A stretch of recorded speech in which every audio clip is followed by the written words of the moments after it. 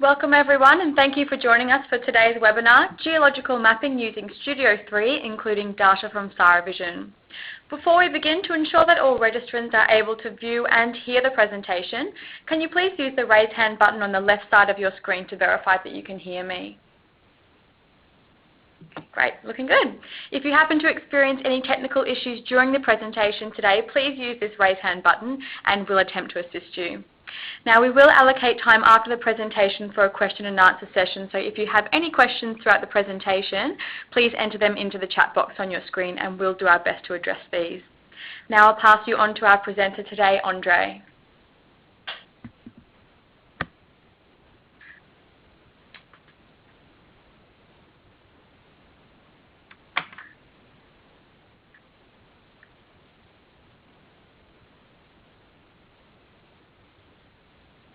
Okay, well, welcome everyone to Webinar Fridays, and my name is Andre Mueller, and I'll be running you through the integration of Sirovision and Studio3. First, I'll just introduce myself. I'm a geologist by trade. I've a bit of basically experience in grade control geology, resource geology, a little bit of geotech work. Basically, I'm jack of all trades and master of none. I think that's what you've got to be when you're a geologist these days. So anyway, I know quite a bit about Sirovision and also Studio, so hopefully I can show you this integration between both packages. So during the webinar, I will be giving basically a short PowerPoint presentation, followed by a demonstration of Sirovision and Studio3, and this demonstration will run for approximately 35 minutes. And this will be basically a basic demonstration of the software. So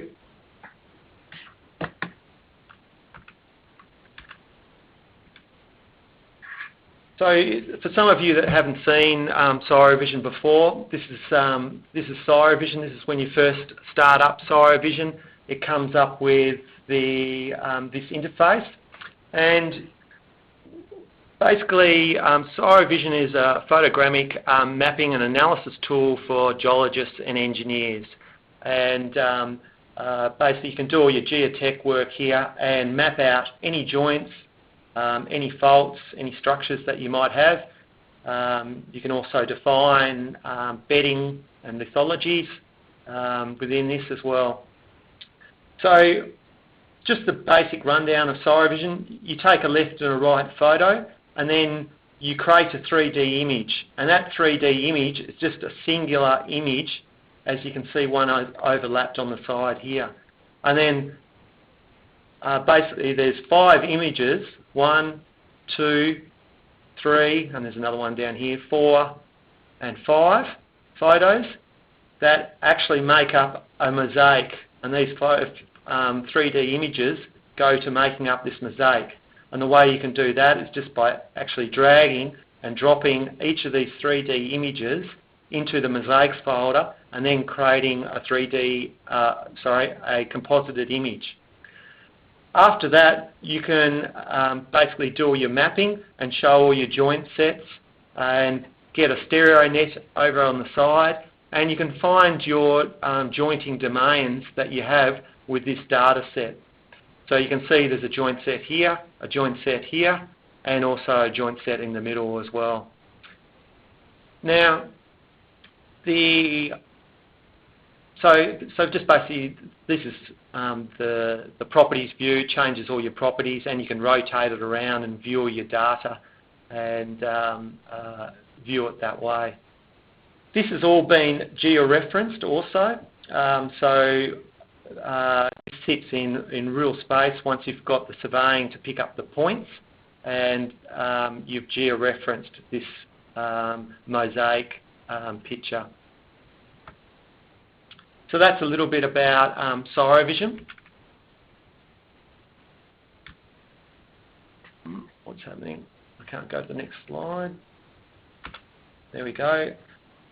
Now, Studio MR22 is a geological engineering surveying package, and it can do all your resource work, or your modelling work, or your mine design. It's basically a multitude of tools which allow people on site to quickly get what they need for mine requirements. This shows the same picture of what I had in Sirovision in the previous slide, and this is a 3D image of what I was showing with all the joint sets on it as well. For those people who haven't seen Studio3, all your files are loaded up in the object window, and you can turn them on and off via the sheets window. So this data that I'm currently using is from Kangaroo Point, and here in Brisbane. Now the data was used, the cliff that was used that was photographed and used in Sirovision was actually used for the development of tunnels around Brisbane. So they went and mapped these cliff faces and used the data for the design, for some of the design work in the tunnels around Brisbane in Australia. So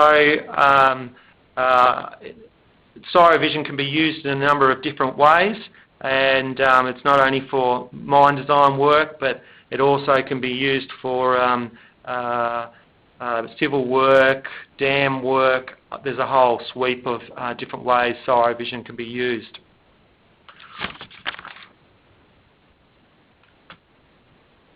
So coming back to Sirovision, in Sirovision there's new export functionalities that basically you can export out 3D images, and this is basically the tab with it, and mapped objects here, and analysis sets, which is down here. So the 3D images, you can export out Siro TIFFs and DXF files, and other formats expected by most major software packages. So if you are exporting out, just remember that you can export out a number of different formats to whatever software package that you're working in. In the mapped objects, you can export out joint sets, strings and points, all out of basically this window. And so it's quite powerful. You can see here's Studio3 exporter with all the mosaics, which the 3D images and the mosaic which I created before. And you can also export out the analysis sets out of Sirovision as well. So your kinematic sets and stability analysis, you can export all of this out of the analysis tools. Or if you wanted to get certain orientation joint sets out in one file, you can specify it in the analysis set exporter. When moving it into Studio, it's fairly simple. It's basically just drag and drop it into the VR window. But there's also the data source drivers, which you can import data through, and these improved capabilities basically allow for DXF, SJT and Siro TIFFs to be imported into Studio3. And some of the features included with the data source drivers are basically you can decimate a wireframe through these functions here, these two functions. You can also match the attributes of the images coming in. So these are all the 3D images that go to making up the mosaic, as I was showing you in the Sirovision mosaic, because that was made up of 5 photos. There's 1, 2, 3, 4, 5. So there's 5 photos there. So you can select whichever photo you want to bring in, or you can just bring in the whole lot as one total mosaic. So the matching attributes are basically any attributes associated with the image that you're bringing in. So if you've got data with the same attributes, it will follow through and link all of them. There's also the texture, which is the picture of the image or mosaic. So if you do not tick this, the actual file will be a lot smaller and you'll just pull in the wireframes. And the group number. Now the group number is each of these wireframes has a group number, so it knows how to distinguish between each of the wireframes in this mosaic. The undecimated wireframe, it's basically a crude method of decimation, and it basically works in a, if you can imagine a DTM, a flat DTM, with a 2D grid over the top. And it will crudely take out some of those points based on the size of basically the box that you specify. The decimation, decimated wireframe function, that will honour any highs and basically lows within your data and not changing the actual too much of the shape of your data. So it's a lot more accurate, the decimated wireframe. But if you want a crude method of decimating wireframes, you can select this method.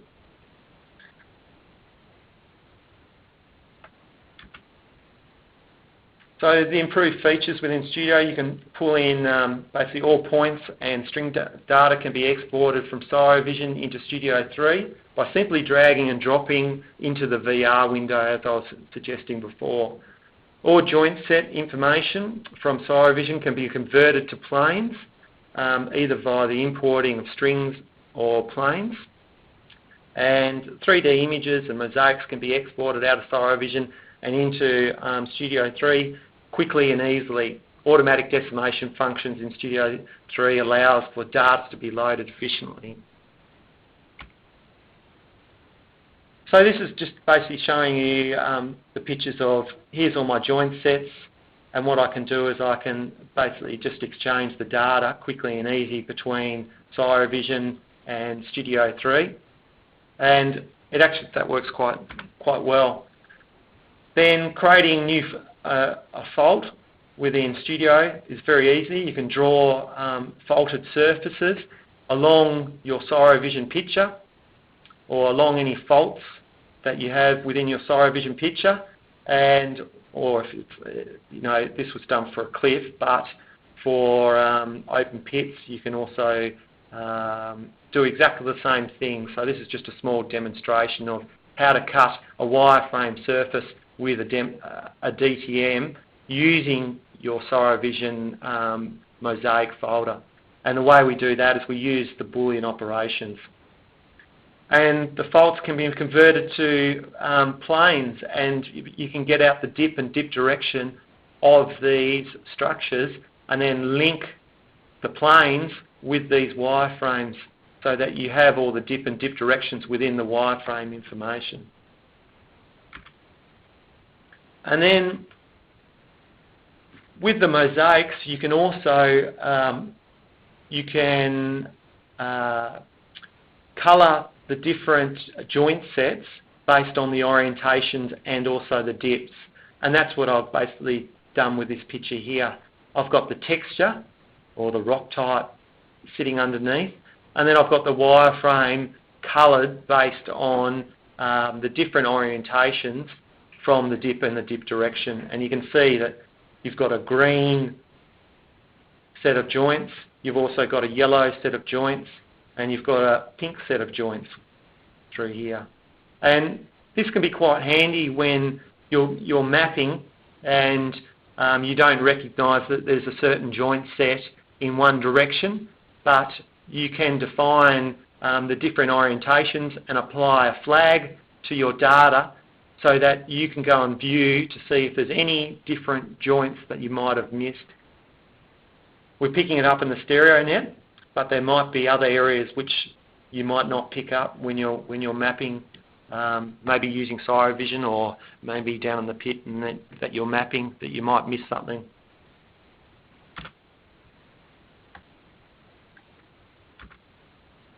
So just a quick run through. There's going to be, before I get onto the demo, There's going to be further webinars coming up, so if you're interested in these, I suggest that you register. But also, just be aware if there's any topics that you'd like us to do in the future, please let us know, and we'll try and work towards showing those features. The webinar that I'm giving at the moment, it's generally not covered in training that well, so it's a good feature to show basically due in a webinar session. Okay, so webinar time, or demo time I should say.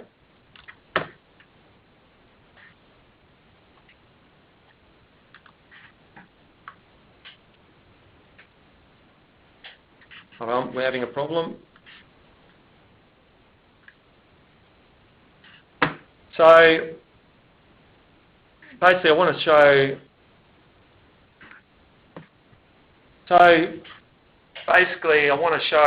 Sirovision and Sirovision first, and just to show you, here's the 3D mosaic, the composited image, and basically you can rotate it around, you can zoom it in and out, you can draw all your joint sets on this, and you can see all the joint sets which have actually been drawn, and I've previously done this. Oh, it's going a little bit slow because of the internet connection, but I think you can visually see that it's when I rotate it, it's basically showing the joint sets and also the fault lines, and that's in the composited image. Now, you might be quite flickery on your screens because of the internet connection with this. So I'm going to close this up, and I'm just going to show you what a 3D image looks like, just so that you can see basically the 3D image. Here comes the 3D image, and if I rotate it around, you can see that it's just one singular photo.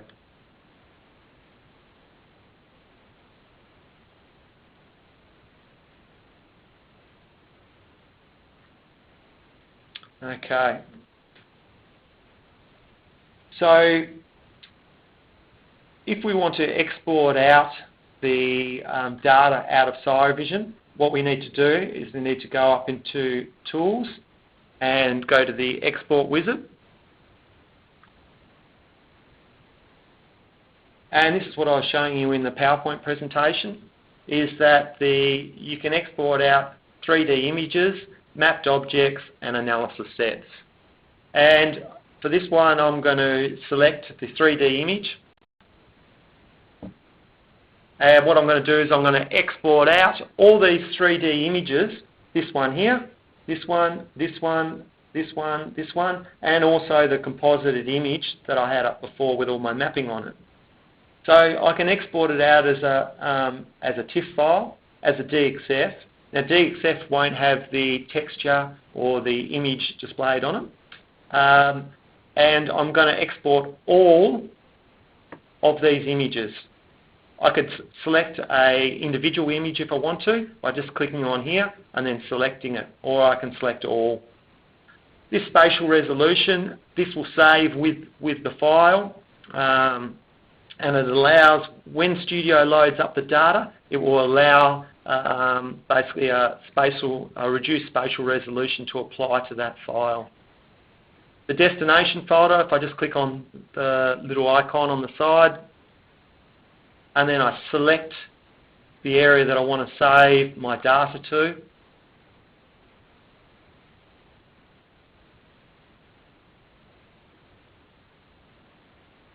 and then I just select Next. And it actually goes quite quickly, and it writes out the file extremely quickly. Now, the file date on these will be when this was created, and I did this on the 4th, so it's writing to C, Sirovision, Studio3 training, to this directory. And while I'm in Sirovision, what I'm going to do is I'm going to export out also the mapped objects.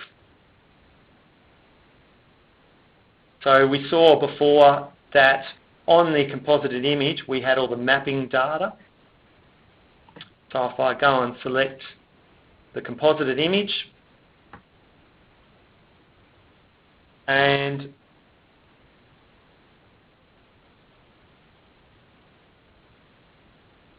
then I'm going to select data mine, and I'm going to export out the nodes. Now the nodes are the strings, and the disk outlines are actually basically the outside, basically the planes. It's the outside of the planes that you create. So it exports out the disk around the outside. So I can also select my destination folder. So it's exactly to the same place, and I just need to give it a name. So this is all my joints.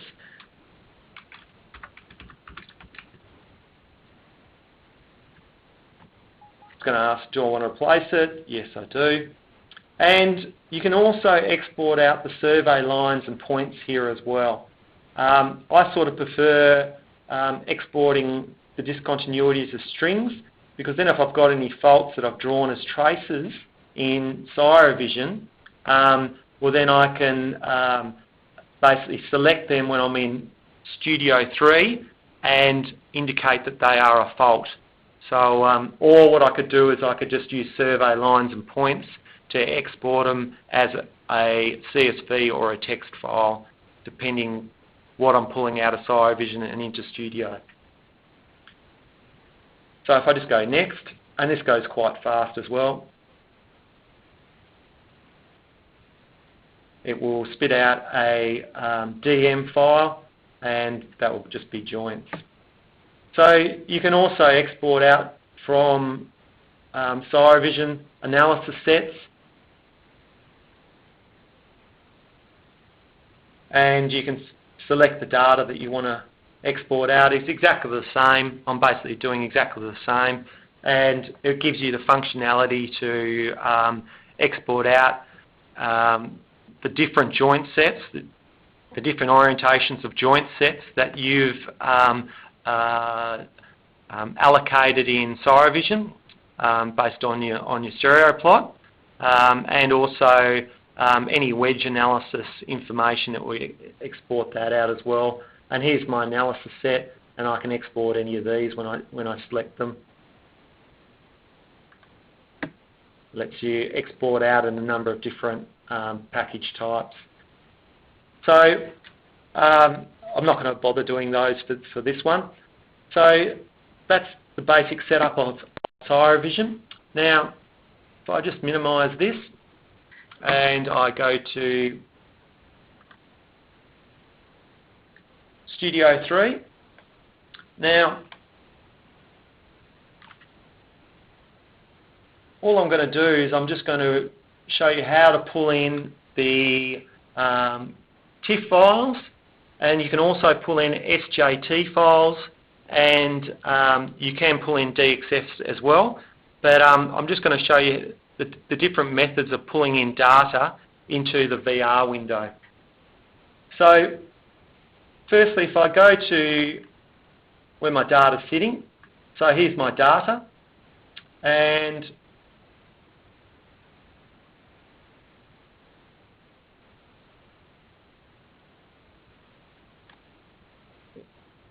you can see that here's all my 3D images that I've created, and this is in my working folder. Now, if I hold down the Shift key, and then I drag and drop these files into the VR window, I'm working in the VR window at the moment, and drop them, it will load up 2 images. And this will come up on your screen in a minute. It's just thinking about it. It's a bit of a slow connection. So there they are, both of them. And then, if I just zoom all, you can see there's my two pictures I just dragged and dropped. Now they are individual photos.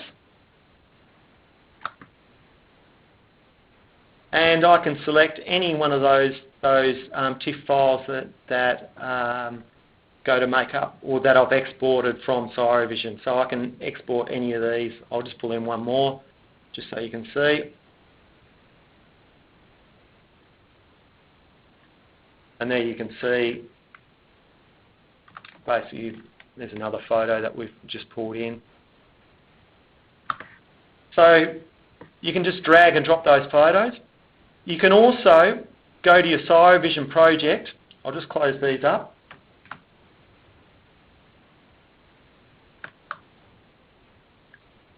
You can also go to your Sirovision project that you're working in, and here's my Sirovision project. And if I select the basically the 3D image folder that's created from Sirovision, it's got an SJT file there. They're quite big files. And I can drag and drop the SJT file, which is created from Sirovision.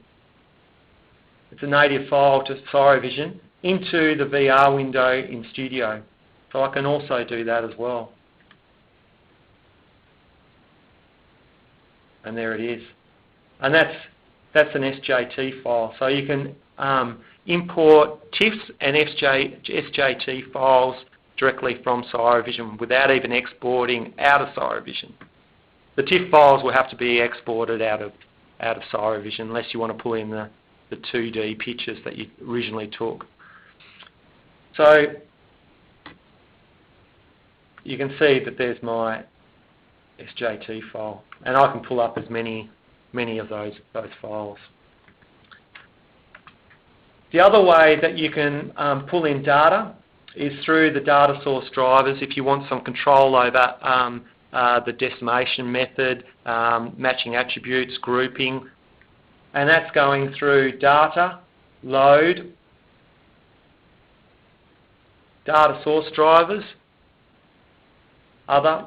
This is the way I go to it. There's quite a few ways. Sirovision, and you can pull in points, strings.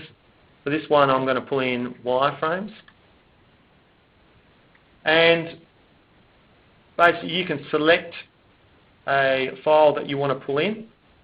So if I just go and select basically this file and go open, and basically this is I'm only pulling in one image at the moment, but if I was pulling in the mosaic, it would come with 5 3D images. At the moment there's only one. And these are the decimation methods that I was talking about previously, the matching attributes, the texture and the grouping. Now there's also basically the camera orientation, some statistics, wireframe information and image information on that as well. Just for this demonstration, I'm just going to drag and drop the composited image TIFF file straight into the VR window, and then what I'm going to do is start drawing some faults on that image so that we can see how exactly, what's the best way of creating a wireframe fault, or a fault line from the 3D image which I've got loaded up from Sirovision. So there's my image.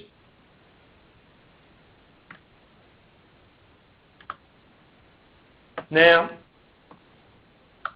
if I look really closely at this photo, I can see that there's some faults. And I'll just wait for this to catch up. Now you can see that there's a fault running basically down through here. There's also another fault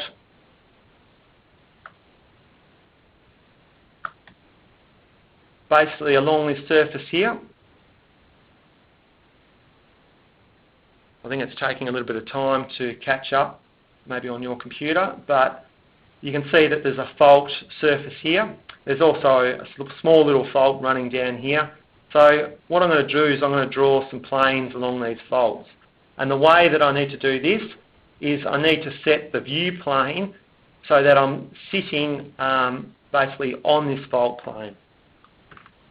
So if I select plane by 3 points by hitting the 3 key on my keyboard, and then I click on, I make 1 point, then I do a second point,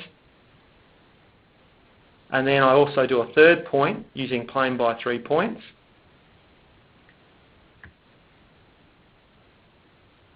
What it would do is set the view plane so it's sitting exactly on that plane.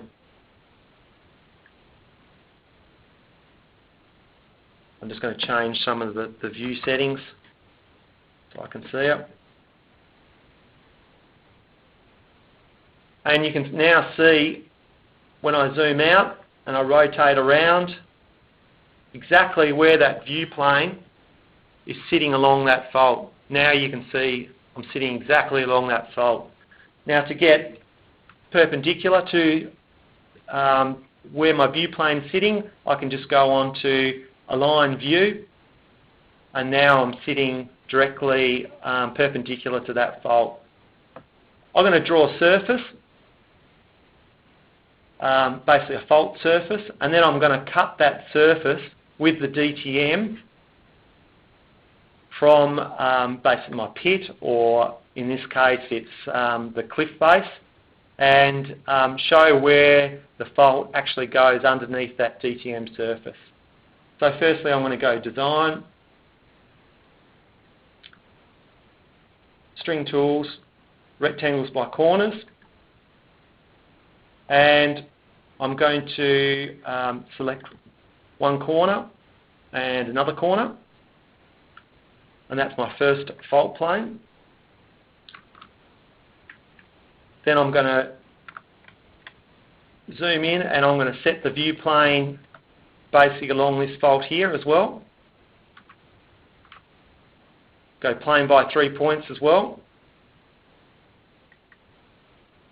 So I select the first point, the second point, and also the third point. And that should set the view plane again. And if you're not happy with where the view plane's sitting, I can see that's a little bit off. Maybe that fault is running through there, but if you're not happy, I'll just do it again. I'll go 3 points again.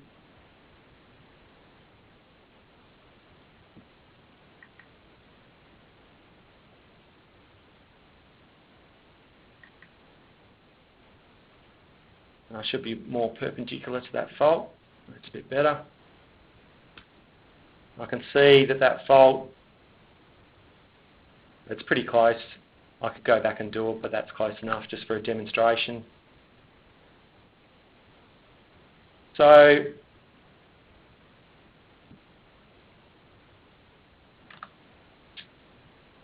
then if I go and align the view again, and I zoom out, and I'm going to create another string, but it's going to be my fault plane. So Design, Rectangle,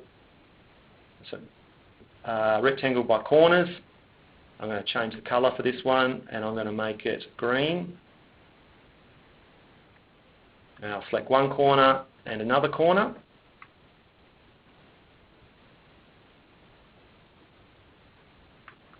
And then what I'm going to do, I'm going to do my third fault. There's one basically sitting on this plane here. I'll just wait for it to catch up on the screen. And you can see that there's another fault plane here, so I'll do plane by 3 points again. It's a good way to basically get on the fault plane that you're looking at, plane by 3 points.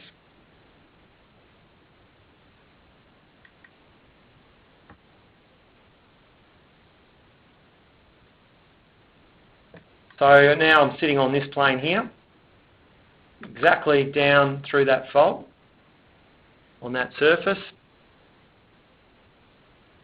Okay, so now what I'll do is go and align the view again, and I'll do one more. So design, string tools, design, rectangles by corners, and I'll make this one blue.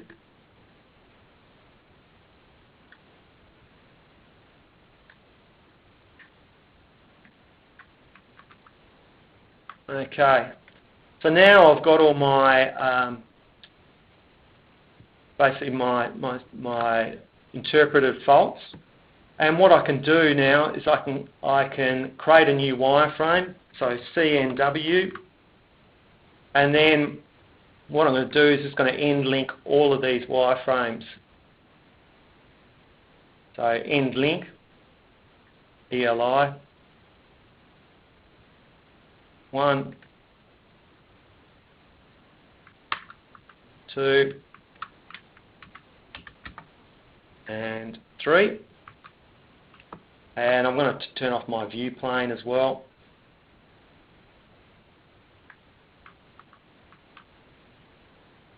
Turning it off here. So I've got all my faults. There's my faults running through my Sirovision 3D image that I brought into Studio. And now what I'm going to do is I'm going to bring up the DTM of the Brisbane River.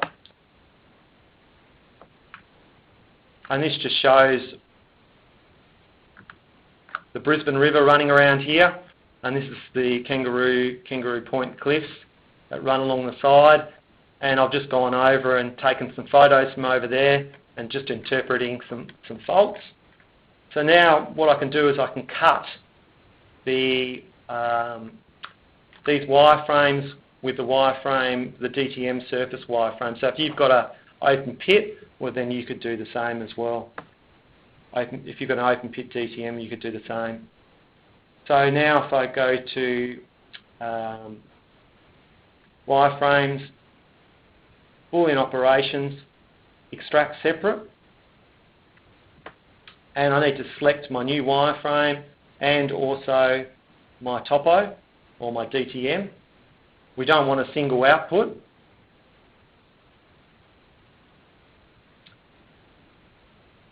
I'm going to select no for the first one. Oops, I did yes. I picked a few too many then, but that's all right. We can just turn off some of these. And now I just need to select the wireframes below this DTM surface. So I'll just turn them all off and then I'll turn them all back on. So I'll just delete him out because I can need him.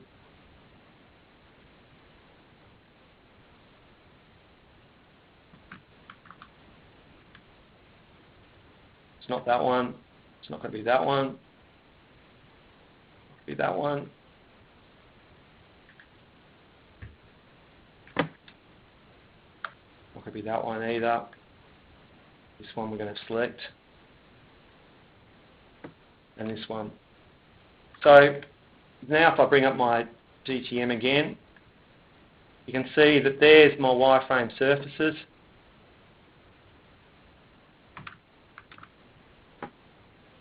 And it's just thinking about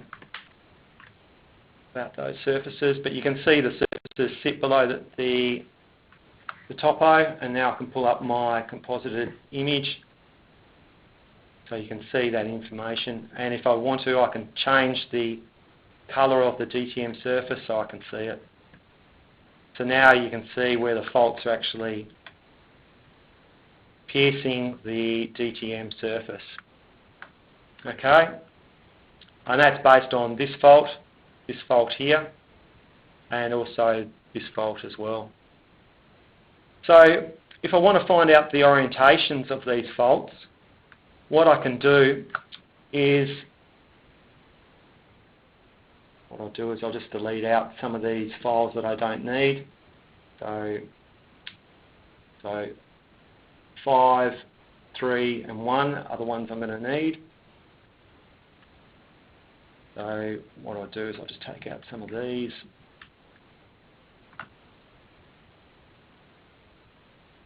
Take out a few more. And, oops, not number 4. Number 2. Okay, so there's my wireframes. So now what I can do is I can find out the dip and the dip direction of these wireframes by selecting the strings and creating the planes from these strings by going up to Design, String Tools, Convert Strings to Planes. And not a lot of people know about Convert Strings to Planes. And it creates a new planes file in the Loaded Objects window. And I can view what that data is and the dip direction of each of these faults. So I can either save these out, Data, Save As, and I'll just call it New Planes. Yes, to saving the file. And then if I go and have a look at New Planes, you'll see that you've got the S-dip and the dip direction associated with it, and also you've got the colour. Now the colour, what you can do is you can attach this information to your wireframes basically using join. So you can have the dip and the dip direction joined to my wireframe surfaces over here. And that's just using the join function. I'm not going to do that now, but if you want to, you can join your planes, your plane information to your faults just using the function join. Well, actually you might have to use mgsort and then join on the actual file. So that's my faults. So if I just unload this and now what I'm going to do is I'm going to pull up the basically the other joints that we pulled in from Sirovision that we created before. And if I just go and look for my joints, there's my joints file that we created before.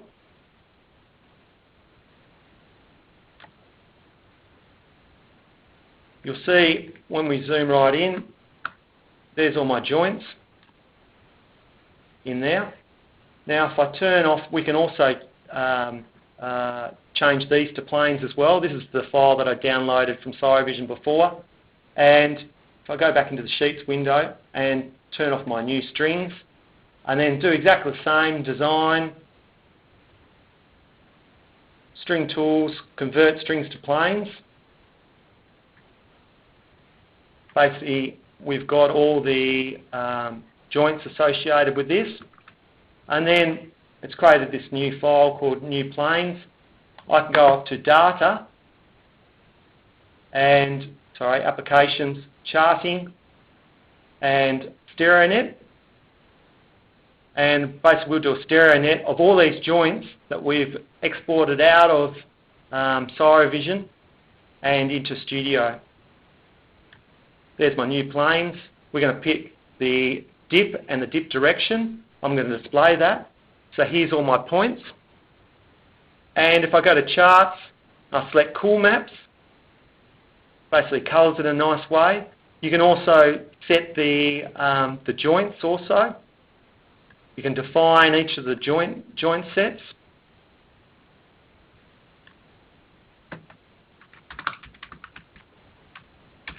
Joint 1. If I want to define another,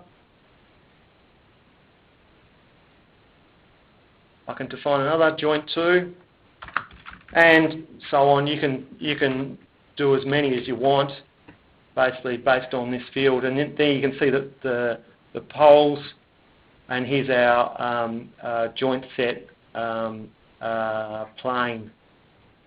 basically opposite the poles. So we're running a little bit late.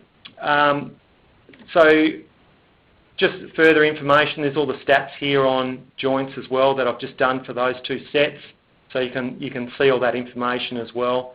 But generally the sets is quite useful, and also cool maps. You can also do contours and show all the contours as well. And finally, what I wanted to show you was how to colour your wireframe underneath your texture. So I'm just going to unload a little bit of data.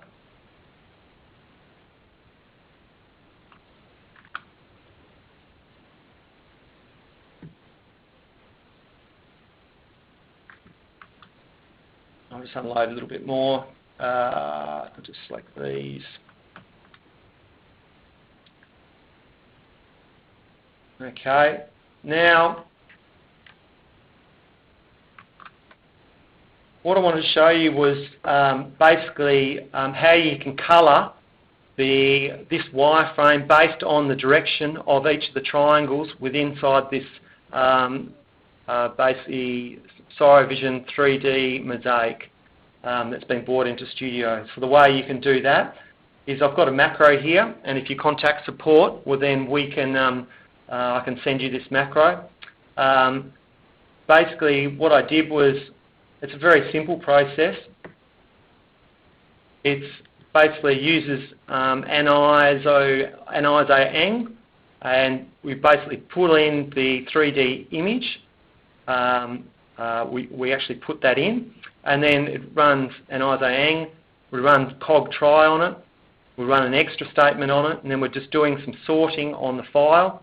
And then all I'm doing is I'm assigning basically a flag to the different triangles within the wireframe. So anything less than 45 degrees, and that's between 0 and 45, sorry, that was a dip, anything less than a dip of 45, and also a dip direction of 0 to 45, we're going to flag it 3. So basically your dip and your bearing, you've factored in, and you're assigning a flag to it.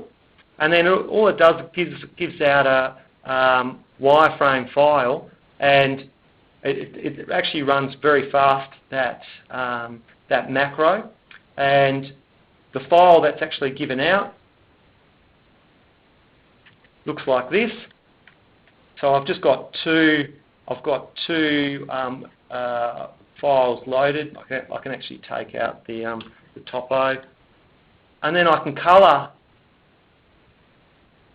the actual wireframe based on the flag.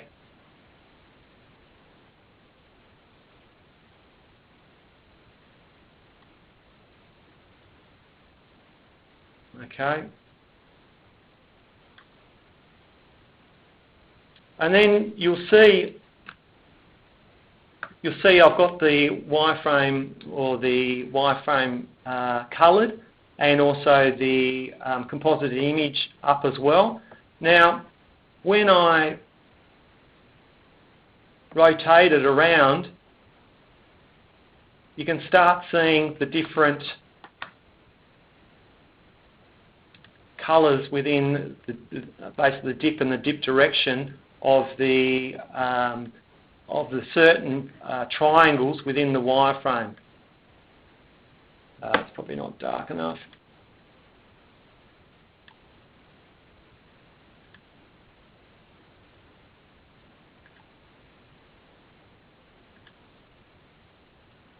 Let's make that a bit darker. But as you rotate it around,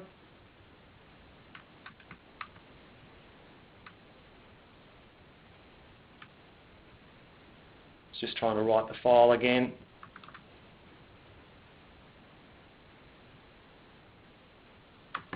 You can start seeing all the different yellow triangles along those faces. And then when I rotate it around, actually I probably just need to make that one just a little bit lighter, just so I can see into it a little bit. It's probably too much. Why has that gone to a little bit darker?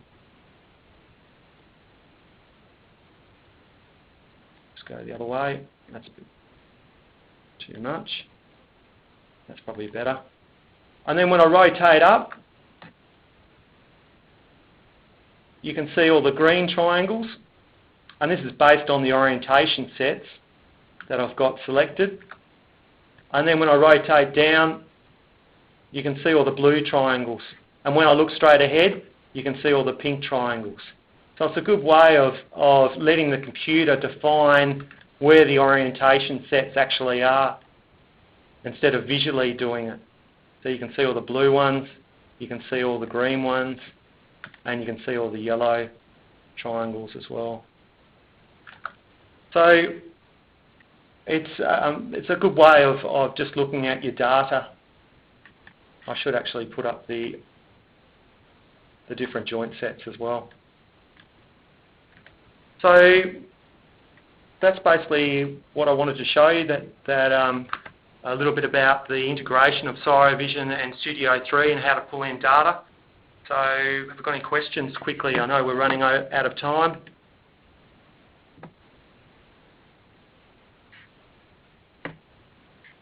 Okay, thanks for that, Andre. So one question that we have received here, what enhancements are planned for Sirovision and its integration with Studio? So there is going to be further work done on the integration, and basically what enhancements are planned for the future of the integration. So there is also going to be, this is going to be included in Sirovision, in the latest version of Sirovision. There's also a lot of the functionality will be seamless between both packages, because there is going to be further work in that area.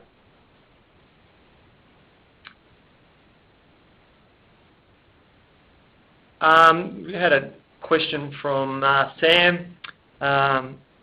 The processing of raw data, it's actually very fast. I've just pulled in, this file was actually a 250 meg file, and you can see how fast actually that pulled it in.